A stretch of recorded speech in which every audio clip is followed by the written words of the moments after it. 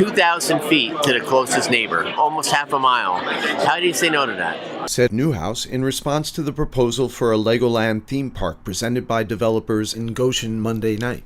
A mostly supportive standing room audience flooded the Emergency Services Center, and dozens more were turned away, as the community came out in force to see what the Lego representatives had planned.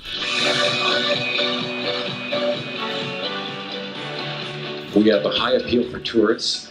Generally, our parks are what we would call a third, a third, and a third. So a third local residents, a third from a 2-hour drive time, and a third tourists. So they would be international tourists or people from other states. Our sweet spot is between 7 and 9 years old. We develop attractions so that the families can interact with each other. But please make no mistake, this is not a big thrill amusement park. It's not that we don't love teenagers. We're happy to have teenagers come if they want to experience the Lego brand.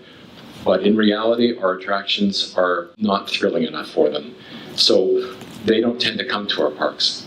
And we're laser focused on our audience. And our audience are families 2 to 12 and the Lego fan. This is a very preliminary first pass traffic study that we've had done. And so we're going to be focused on looking at improving this interchange here on exit 124. This interchange. The interchange here, South Street, Harriman Drive will need to be widened to exit 125 eastbound. We will introduce a roundabout likely here to increase the capacity of that interconnection so that we can get our guests into our parking lot. This is where you enter the park.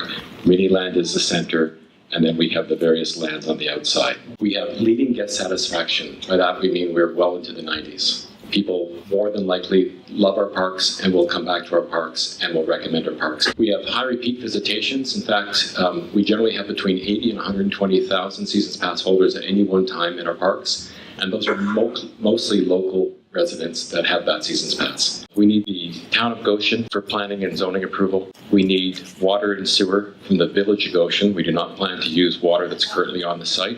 We have several wells on the site we're going to dedicate to the neighborhood of Arcadia Hills so they can use those wells in an emergency, so we'll hook them up that way. We'll need Orange County support for our roads and for infrastructure, and that's in partnership with the state.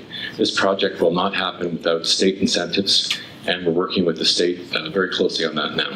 So what are we about? We're in the community with our Merlin Magic Wand, we're in the community with our Green Wave, and we're in the community with other local support through our charities, our donations, and through our community days. On the site, we will have 800 construction jobs, and we will do a prevailing project labor agreement.